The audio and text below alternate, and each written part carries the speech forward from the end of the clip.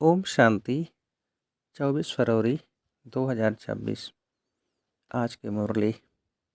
मीठे बच्चे, तुमने अपनी जीवन डोर एक बाप से बांधी है। तुम्हारा कनेक्शन एक से है, एक से ही तोड़ निभाना है। प्रश्न।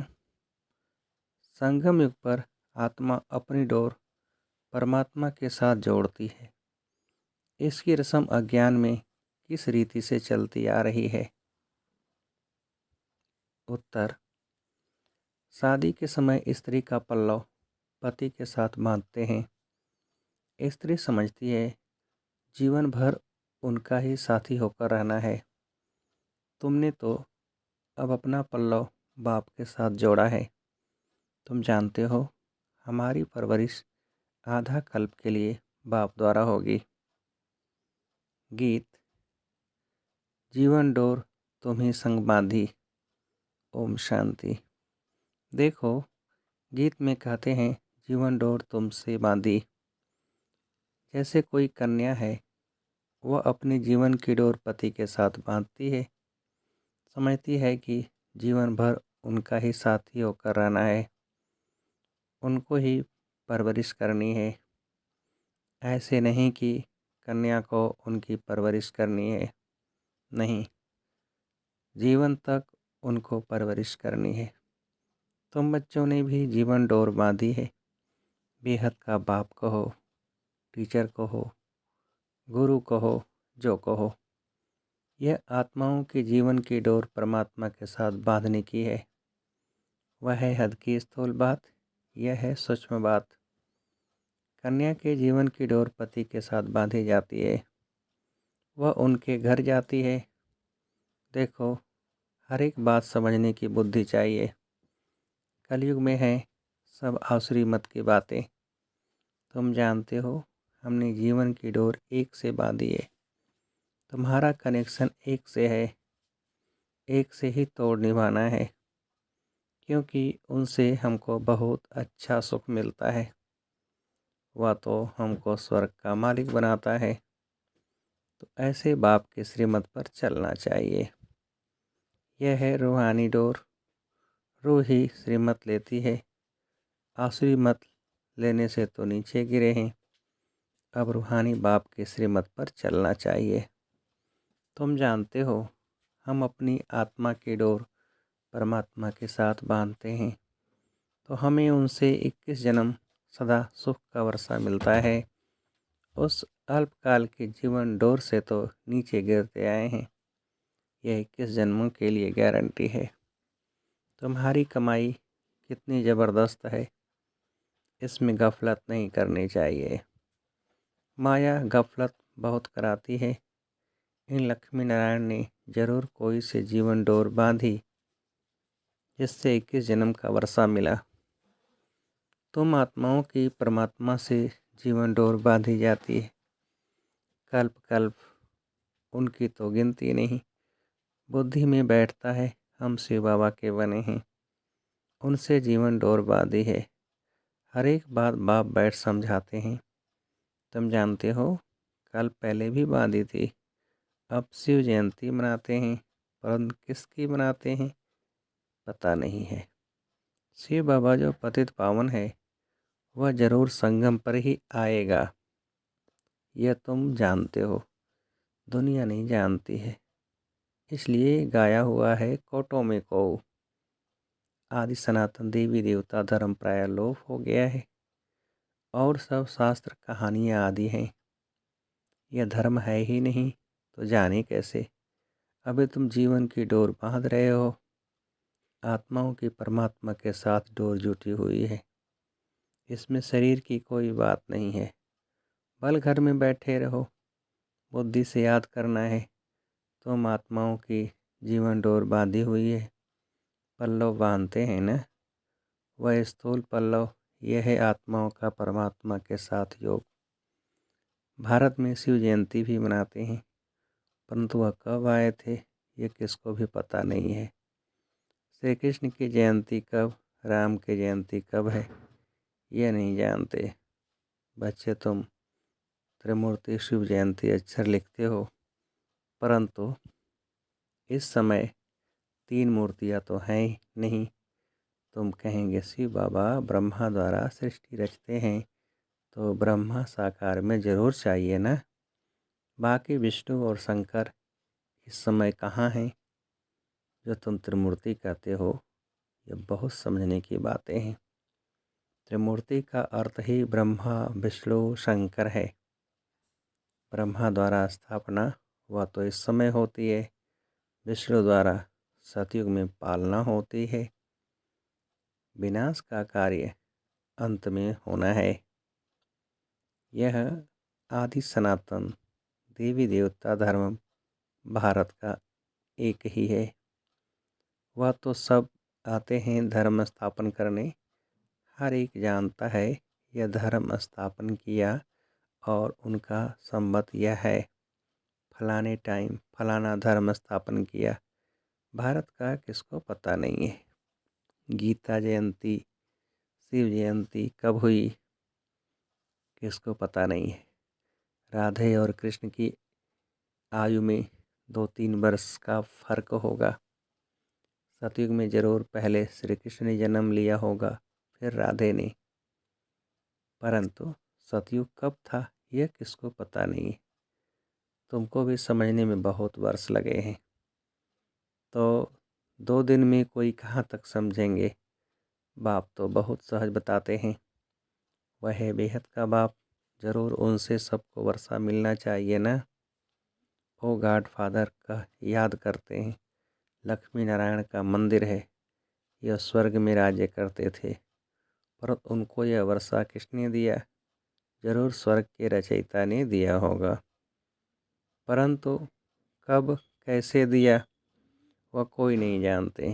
तुम बच्चे जानते हो, जब सतयुग था और कोई धर्म नहीं था, सतयुग में हम पवित्र थे, कलयुग में हम पतित हैं, तो संगम पर ज्ञान दिया होगा। सतयुग में नहीं, वहाँ तो प्रारब्ध है, जरूर अगले जन्म में ज्ञान लिया होगा। तुम भी अब ले रहे हो। तुम जानते हो आदि सनातन देवी देवता धर्म की स्थापना बाप ही करेगा। श्री कृष्ण तो सतयुग में था, उसको यह प्रारब्ध कहाँ से मिली? लक्ष्मी नारायण ही राधे कृष्ण थे, यह कोई नहीं जानते हैं। बाप कहते हैं जिन्होंने कल पहले समझा था वही समझेंगे। यह सैम्पलिंग लगता है, मोस्ट स्वीटेस्ट झाड़ का कलम लगता है। तुम जानते हो आज से 5000 वर्ष पहले भी बाप ने आकर मनुष्य से देवता बनाया था। अभी तुम ट्रांसफ़र हो रहे हो, पहले ब्राह्मण बनना है। बाजोली खेलते हैं तो चोटी ज़रूर आएगी। बरोबर हम अभी ब्राह्मण बने हैं, यज्ञ में तो ज़रूर ब्राह्मण चाहिए। यह शिव व रुद्र का यज्ञ है, रुद्र ज्ञान यज्ञ ही कहा जाता है।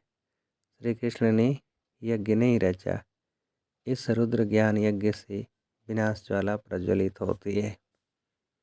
यह शिव बाबा का यज्ञ पतितों को पावन बनाने के लिए। रुद्र शिव बाबा निराकार है, वह यज्ञ कैसे रचे? जब तक मनुष्य तन में न आए, मनुष्य ही यज्ञ रचते हैं। सूक्ष्म वायु मूल वतन में यह बातें नहीं होती। बाप समझाते हैं यह संगम युग है। जब लक्ष्मी नारायण का राज्य था तो सतयुग था, अब फिर तुम यह बन रहे हो। यह जीवन की डोर आत्माओं की परमात्मा के साथ है। यह डोर क्यों बांधी है? सदा सुख का वर्षा पाने के लिए। तुम जानते हो बेहद के बाप द्वारा हम यह लक्ष्मी नारायण बनते हैं। बाप ने समझाया है, तुम सो देवी देवता धर्म के थे, तुम्हारा राज्य था। पीछे तुम पुनर्जन्म लेते लेते क्षत्रिय धर्म में आए, सूर्यवंशी राजाई चली, फिर चंद्रवंशी आए। तुमको मालूम है हम यह चक्र कैसे लगाते हैं? इतने जन्म लिए।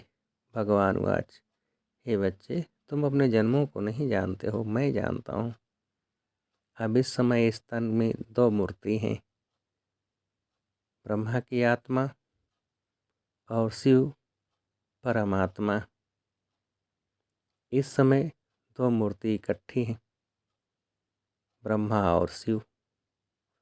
शंकर तो कभी पार्ट में आता नहीं, बाकी विष्णु सतयुग में है। अभी तुम ब्राह्मण सो देवता बनेंगे। हम सो का अर्थ वास्तव में यह है। उन्होंने कह दिया है आत्मा सो परमात्मा, परमात्मा सो आत्मा।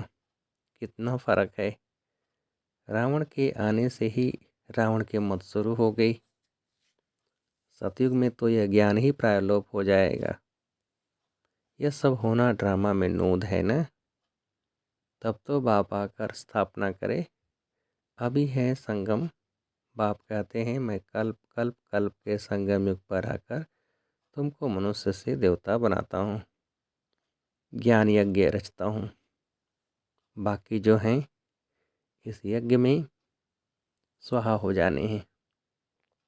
यह विनाश ज्वाला इस यज्ञ से प्रज्वलित होनी है। पति दुनिया का तो विनाश होना है, नहीं तो पावन दुनिया कैसे हो। तुम कहते भी हो हे पतित पावन आओ, तो पति दुनिया पावन दुनिया इकट्ठा रहेगी क्या। पति दुनिया का विनाश होगा, इसमें तो खुश होना चाहिए। महाभारत की लड़ाई लगी थी, इससे स्वर्ग के गेट खुले। कहते हैं यह वही महाभारत लड़ाई है। यह तो अच्छा है, पति दुनिया ख़त्म हो जाएगी। पीस के लिए माथा मारने की दरकार क्या है। तुमको जो अब तीसरा नेत्र मिला है वह कोई को नहीं है। तुम बच्चों को खुश होना चाहिए। हम बेहद के बाप से फिर से वर्षा ले रहे हैं। बाबा हमने अनेक बार आपसे वर्षा लिया है।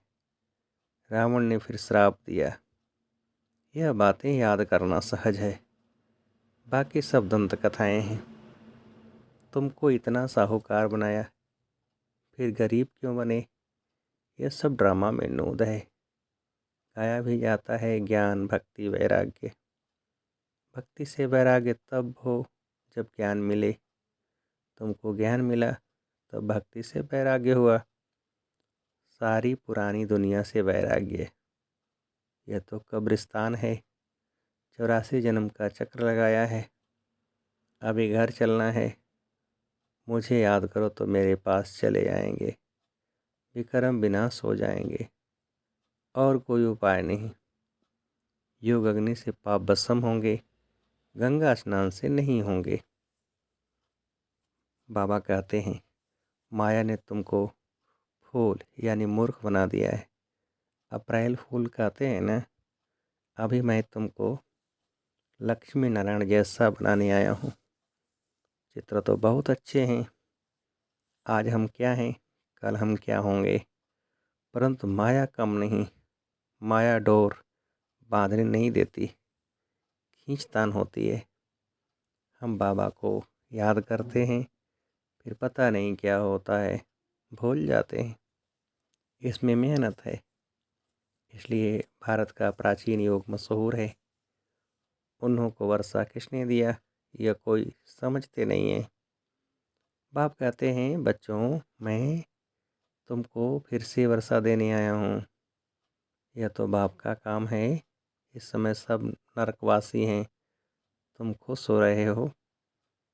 यहाँ कोई आते हैं समझते हैं तो खुशी होती है, बरोबर ठीक है। 84 जन्मों का हिसाब है। बाप से वर्षा लेना है।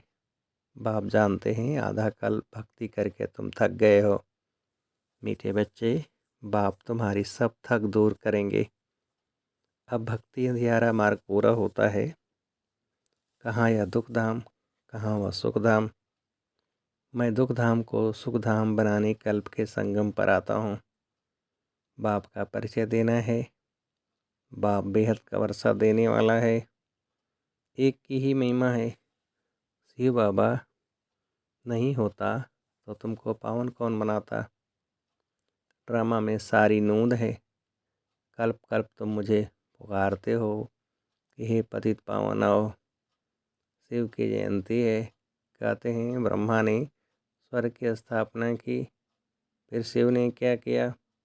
जो शिव जयंती मनाते हैं कुछ भी समझते नहीं हैं।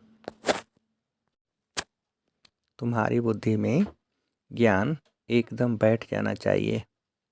डोर एक के साथ बांधी है तो फिर और कोई के साथ नहीं बांधो, नहीं तो गिर पड़ेंगे। पारलौकिक पाप मोस्ट सिंपल है, कोई ठाट बाट नहीं। वह बाप तो मोटरों में, एरोप्लेन में घूमते हैं। ये बेहद का बाप कहते हैं, मैं पतित दुनिया, पतित शरीर में बच्चों की सेवा के लिए आया हूँ। तुमने बुलाया है, हे अविनाशी सर्जन आओ, आकर हमें इंजेक्शन लगाओ। इंजेक्शन लग रहा है। बाप कहते हैं योग लगाओ तो तुम्हारे पाप भस्म होंगे। बाप है ही 63 जन्मों का दुख हरता, 21 जन्मों का सुख करता। अच्छा, मीठे मीठे सिकिलते बच्चों प्रति माता पिता बाप दादा का याद प्यार और गुड मॉर्निंग। रूहानी बाप की रूहानी बच्चों को नमस्ते। हम रूहानी बच्चों की रूहानी बाप को नमस्ते। धारणा के लिए मुख्य सार। पहली पॉइंट, अपनी बुद्धि की रूहानी डोर एक बाप के साथ बांधनी है, एक की ही श्रीमत पर चलना है। दूसरी पॉइंट, हम मोस्ट स्वीटेस्ट झाड़ का कलम लगा रहे हैं, इसलिए पहले स्वयं को बहुत बहुत स्वीट बनाना है। याद की यात्रा में तत्पर विकर्म विनाश करने हैं। वरदान, मनन शक्ति द्वारा हर पॉइंट के अनुभवी बनने वाले, सदा शक्तिशाली, माया प्रूफ, विघ्न प्रूफ भव। विस्तार, जैसे शरीर की शक्ति के लिए पाचन शक्ति व हजम करने की शक्ति आवश्यक है, ऐसे आत्मा को शक्तिशाली बनाने के लिए मनन शक्ति चाहिए। मनन शक्ति द्वारा अनुभव स्वरूप हो जाना, यही सबसे बड़े से बड़ी शक्ति है। ऐसे अनुभवी कभी धोखा नहीं खा सकते, सुनी सुनाई बातों में विचलित नहीं हो सकते। अनुभवी सदा संपन्न रहते हैं, वह सदा शक्तिशाली, माया प्रूफ, विघ्न प्रूफ बन जाते हैं। स्लोगन, खुशी का खजाना सदा साथ रहे तो बाकी सब खजाने स्वतः आ जाएंगे। अव्यक्त सारे, एकता और विश्वास की विशेषता द्वारा सफलता संपन्न बनो। विस्तार, सफलता संपन्न बनने के लिए साधारण कार्य में रहते हुए भी फरिश्ते की चाल और हाल हो। ऐसे नहीं कहो कि क्या करें, बात ही ऐसी थी, काम ही ऐसा था, सरकमस्टांस ऐसे थे, समस्या ऐसी थी, इसलिए साधारणता आ गई। किसी समय भी, किसी हालत में भी आपका अलौकिक स्वरूप हर एक को अनुभव हो। जैसी बात वैसा अपना स्वरूप नहीं बनाओ। बातें आपको बदल न दें, तब सबके समीप आएंगे और एकता का संगठन मजबूत होगा। अच्छा, ओम शांति।